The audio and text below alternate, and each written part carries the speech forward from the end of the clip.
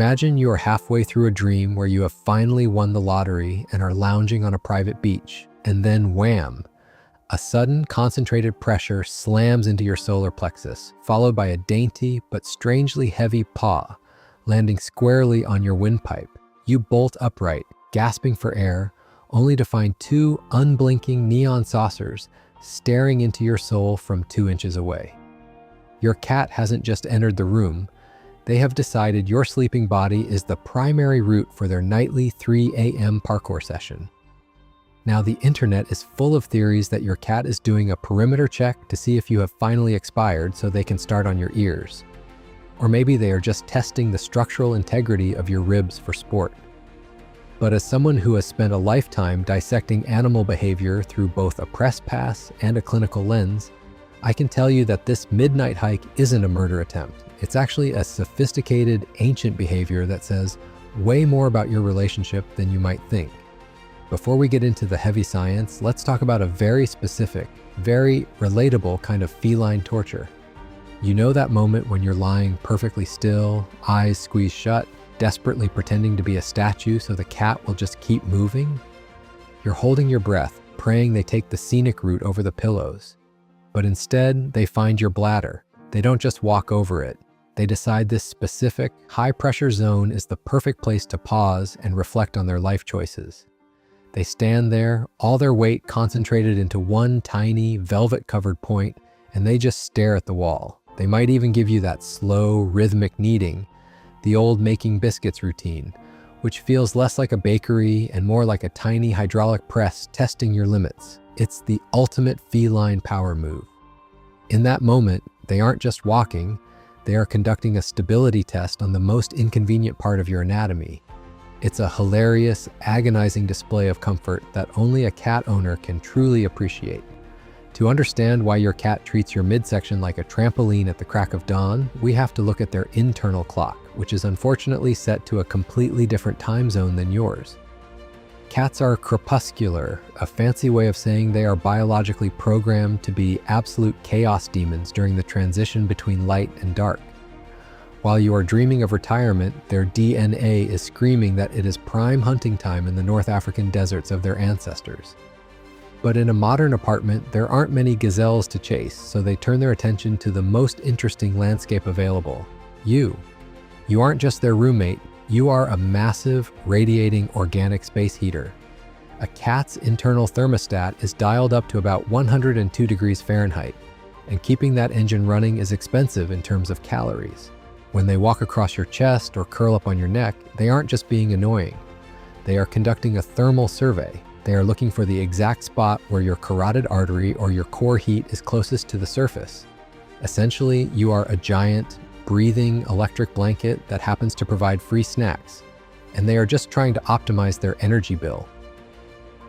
Let's talk about the smell, and I don't mean your morning breath, though that certainly helps them locate your face in the dark. Your cat possesses a sophisticated array of scent glands, and some of the most specialized ones are tucked right between their toes, known as the interdigital glands. When they walk across your stomach at 3 a.m., they aren't just commuting, they are essentially using you as a giant, fleshy post-it note.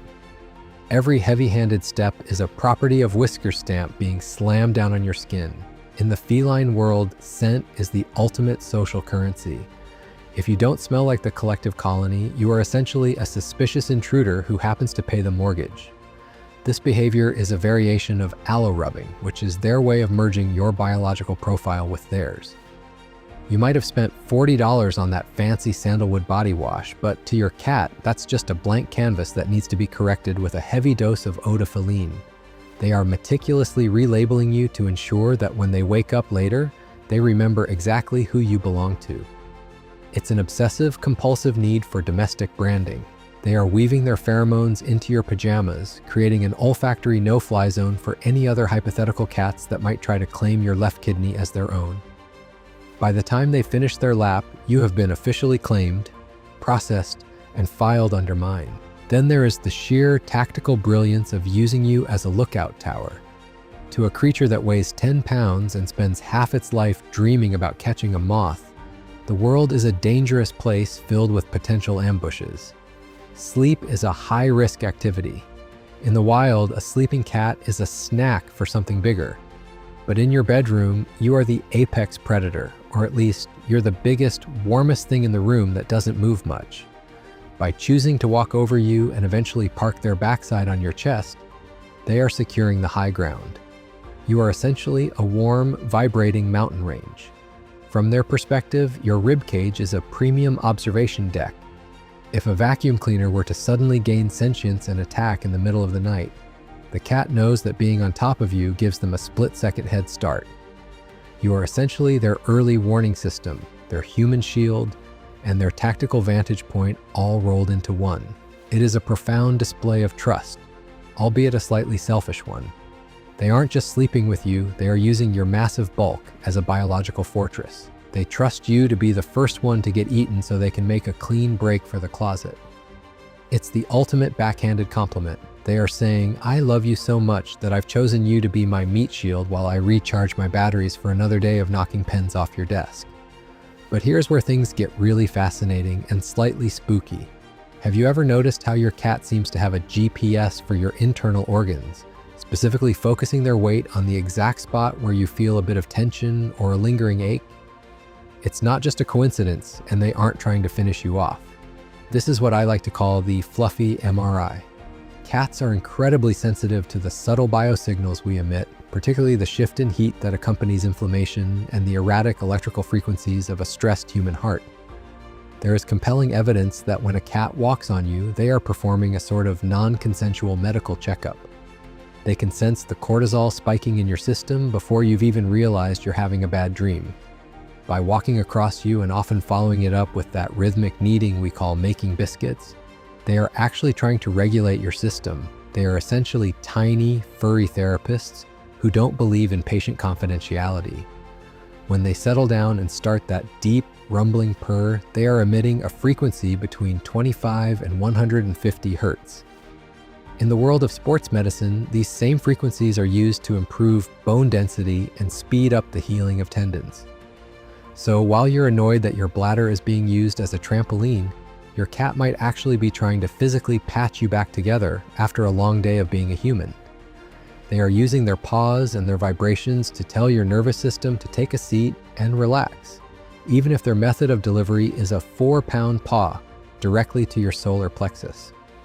However, we need to take off the humor hat for a moment because there is a serious side to this nocturnal parade that every cat owner needs to keep in the back of their mind. Cats are the ultimate stoics of the animal kingdom. In the wild, showing weakness or pain is a death sentence, so they have evolved to be absolute masters at pretending everything is fine until it really, really isn't. If your cat has spent years using your body as a late-night shortcut, and then suddenly, without any change in your routine or the bedroom layout, they stop coming to the bed, it's not just because they found a better spot on the sofa. A sudden cessation of this nighttime contact is a massive red alert in the silent language of felines. It is often the first and sometimes the only outward sign that your cat is dealing with something they can't handle. It could be the early onset of osteoarthritis making that jump onto the mattress feel like climbing Everest, or it could be a sign of cognitive dysfunction or internal discomfort that makes them seek isolation instead of contact.